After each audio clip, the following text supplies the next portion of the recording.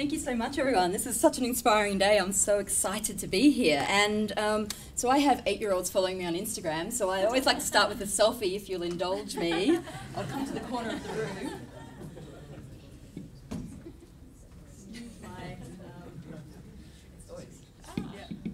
There we go. And I got a new phone 2 days ago, and I'm still working that one out. Technology fail. Had a few of them today. Here we go. Awesome. Thank you. They love content. It's all about content these days, they say. So, excellent. Very excited to be here. So we're going to Disrupt Sydney today. I think we're doing that. I think we're doing a pretty good job of it. So congratulations, everyone. I see all the discussions on Twitter, which are very interesting and thought-provoking. I think that's come up a couple of times. I decided to keep my glasses on because it seems to be the theme after Anthony's discussion. And I'm Dutch, so how about that? So, interesting combination, and thus the very unusual last name. So, so I am here for a number of reasons, I guess. So, Kai, thank you very much for inviting me along. So, I run my own consulting company in Brisbane called Adroit Research. I'm also a researcher at the University of Southern Queensland, researching female entrepreneurship. But I guess what really is my passion, I'm here as a social entrepreneur, and I run a non-profit company called the Tech Girls Movement. So I launched it on International Women's Day last year, 8th of March, and I launched a book called Tech Girls Are Superheroes. So let me just put a little desk up here. So I'm going to talk to you about how to be a heroine. So I had to think today about what am I actually disrupting? Made me really think about this. And so there's a number of things that I feel that I'm disrupting, and it's some of these outdated stereotypes. This may be a little bit confronting, and that's certainly not what I plan to do. It's going to be a nice light presentation, but really changing these traditional notions of work, and I mean that's exactly what Anthony was just talking about in all the presentations before. These unconscious biases that get in our way, and how do we sort of consciously gender the world? It happens a lot, but that's the heavy stuff. I am a researcher, but let's put a nice light spin on it. So I'm a superhero. My name is Juella as a superhero, and I go out and spend a lot of time with schoolgirls, and I try to get them excited about technology, as excited as I get. And there's nothing better than seeing the excitement on their face when they realise the possibilities that they can actually make a difference in the world with technology. So the campaign that I run is called Tech Girls Are Superheroes, and I should have mentioned, if you saw on the first slide, I have my Twitter handle there, so feel free to be tweeting along the way. So Tech Girls Are Superheroes is a book I put together, and it's based on many, many, many years of research. I've been working in this space as a researcher for a long time, and the idea is I present 26 different women who work in STEM, or science, tech, engineering and maths, as superhero characters. And I have distributed 18,000 books since March last year for free to girls across Australia. I'm looking at doing another print run very, very soon, so if you're interested, let me know. But it has been so super successful. I mean, just a couple of days ago, I had a colleague or a friend, her 3-year-old. Now, up until this point, her only identity as a young female has been as a princess. And nothing wrong with princesses, but it's a little bit limiting. If you want to, I don't think we should be a princess. Let's go for the queen. I mean, at least have a bit of power. But I think we need to sort of give them other ways that they can identify and create their own identity. So I've done that through these 26 different superhero characters. So they're all real-life people that I know, and all women that have inspired me personally, and they do amazing things with technology, and you may know some of them as well. So they actually change the world every single day, and I'm just trying to tell their stories to those young people we need to inspire. So what is the problem? Now, I'm not a big fan of talking about the problem. I'm all about solutions, but certainly there is a problem. They're saying by 2018, we will not have a quarter of the tech workforce that we actually need. That has serious economic implications all around the world. There are issues with people in industry. They want to hire a diverse workforce. There's endless evidence that diversity breeds good decision making. So on boards, for patents, your patent's more likely to get cited if you have a female on the team. There's a whole bunch of different reasons, and I can give you a whole list of references if you're interested. So certainly if we're not having the people in industry to hire, where do we go? The course I teach at university, I teach first year information systems course in the IT degree. I have 1 female out of 37 in the first year IT course this semester. This is how dire the situation actually is. And yes, there are pockets of positivity, but certainly it's not the norm. So then we go back to schools, and how do we get girls engaged in schools? So I'm very much a believer we need to go as young as possible. Certainly year 11, 12 is much, much, much too late. So I target my book at from year 5, but I have girls as young as 5 years old who are ordering the book quite regularly off the website, which is really inspiring. The solution. Well, I'm here to talk a bit about the solution. There are lots of great things happening around the world in this space, and it seems to have got a lot of traction in the last couple of years. I've been here for a long time. I was one of very few females in my undergraduate IT degree, long time ago. But the problem is there's a lot of disconnect. There's some great things going on, but there's nothing really long-term consistent that keeps the interest and keeps the excitement. So that's what I'm trying to fill. I'm certainly not trying to step on people's toes. I'm all about working together with other people and actually building those connections and actually fixing this problem. I don't want to be standing here talking about this. I would rather that this is something that is not an issue.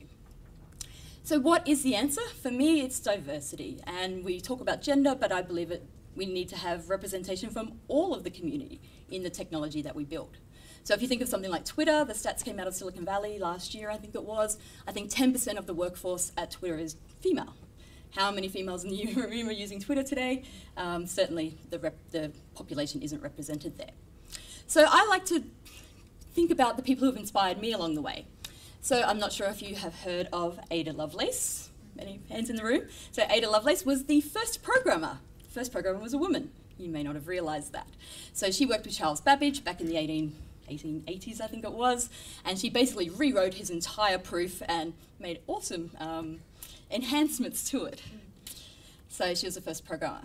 We've got Hedy Lamarr, who was a screen goddess in Hollywood in the 1920s. She actually developed the technology for spread spectrum, which is the basis for Wi-Fi that every single one of us are using here today. Pretty cool. And then you've got Grace Hopper. So Grace Hopper worked for the US Navy. She was an admiral. And what she did, she invented the compiler. So before Grace came along, the way we talked to computers was we had punch cards. We would put them in the computer to talk to them. Grace invented the compiler, which was essentially a program that would allow us to talk to computers with computer code, or with something a bit closer to our language. So revolutionized the world, as I see it, as we all see it. So I'm here to say this is what a tech girl looks like, trying to break down some of those stereotypes, and you've probably seen my shirt. So just trying to give girls some options. And I guess it might seem like a bit like the Spice Girls of IT. Not everyone's a fan of Spice Girls, but it works. It's a concept that works. It gives girls an idea of something to aspire to, something to relate to, and it's actually okay to like technology. There's nothing wrong with that. So I'm running a competition at the moment, and it's called the Search for the Next Tech Girl Superhero. I ran it last year, and I had 18 girls. This year I have 140 girls. Next year I'm hoping to have about 2,000, so we're growing very fast. So I have 140 girls working through a 12-week curriculum online. They join up in teams of 3 to 5. They get online and they work together with a mentor. I match them with a mentor, and through the 12-week process they learn how to build an app. But they spend a lot of time coming up with a problem or a solution to a problem that's important to them in the local community. For me, that's really important about that social good, which is exactly what we're talking about here today. And that's a really nice way to engage young girls, because they do want to help people. I mean, it may be a bit of a stereotype here myself, but there is that idea of that underlying social good. So if we can give them some tools to make a difference, I think that's really, really powerful. So I've got a bunch of judges lined up. The winning team, the pitches will go online by the end of this month, so stay tuned. About 6 of them have come in already. I cry just about every time they come in. They're just fantastic. I have 2 8-year-olds in the competition, which just, I have goosebumps. It's fantastic. So this is one of my teams. They're actually from Sydney, from Abbotsleigh. This came in just a couple of days ago, and this is our future. These are the people who are going to disrupt next after us. So this is one of the entries that came in, and this is by Emma, and Emma's actually from Sydney as well. And so, I mean, just in 12 weeks, look at the, I guess, the sharpness of the design and what's been able to been achieved in just such a short little time. It's just phenomenal. So a bit of feedback from her mum there, just saying it's been a wonderful way for her to learn to develop ideas and use technology in a new way. So for me, that's pretty exciting. Over here we have Miss M, so this is one of the 8-year-olds. She's also from Sydney, funnily enough. I met her mum a few weeks ago, and so she's been working through on her business plan and submitting that as well. And that just came in this morning, that entry, so super exciting. So all of this, I've been doing this for about 1.5 years now, and it's kind of turned from my hobby into something that's a bit more longer term, and I'm more than happy to do that because it's just been super successful, which is just great. So I had to really think about who is my target audience. Yes, it's girls, it's parents, it's teachers, but I need to be a bit more specific than that. So I figure it's me. This is me as a 5-year-old, and I saw the picture earlier of being a child, and I guess this is where Joella comes from. So Joella, my superhero character, I make jewelry, so I think I was kind of predestined at 5 years old to be a superhero, along those lines. But it really made me think, I would like this information when I was that age. If someone showed me the options that I could have in the future, who knows where I would be. I would like to think I'd be running the UN or something like that, but who knows. But just giving girls options and giving them an outlet so that they can actually create their own future. So Sarah won the competition last year. She was from Melbourne Grammar. She was 12. She'd created an app called Positive Penguins, and it helps young children learn resilience and build confidence. She had sold 20,000 copies by the time she had already submitted her entry. She was 12 at the time. So I don't know how inadequate you feel right now, but yeah, I certainly do. So amazing, simply amazing. So now she's working on her next app, which is really exciting. We've got Lily Scout here. So Lily is my ambassador, and she ran the first ever Kids Startup Weekend in Queensland. And so she went to the regular startup with the adults, came second, beat most of the adults, decided to run her own startup weekend, and had a whole bunch of awesome things going on. So my question to you, what is your superpower? I've asked a couple of people this morning, and they're still thinking about it, so feel free to tweet me what your superpower is. I like to think that mine is my smile, just because it's actually physically impossible for people to frown at you if you smile at them, like for a period of time. Give it a try, you never know, but it's actually true. So what is your superpower? So just to finish up, one of the programs I'm doing is, so there's 3 things I do. I've got the book, which I give out for free, I run the competition, and I also go into schools and do hands-on workshops. For me, hands-on is the key. We need to get our hands dirty. So I don't know if you've heard anything about digital humanitarianism. There's a guy, Patrick Meyer, in the US, M-E-I-E-R, who's got a fabulous couple of TED Talks and things.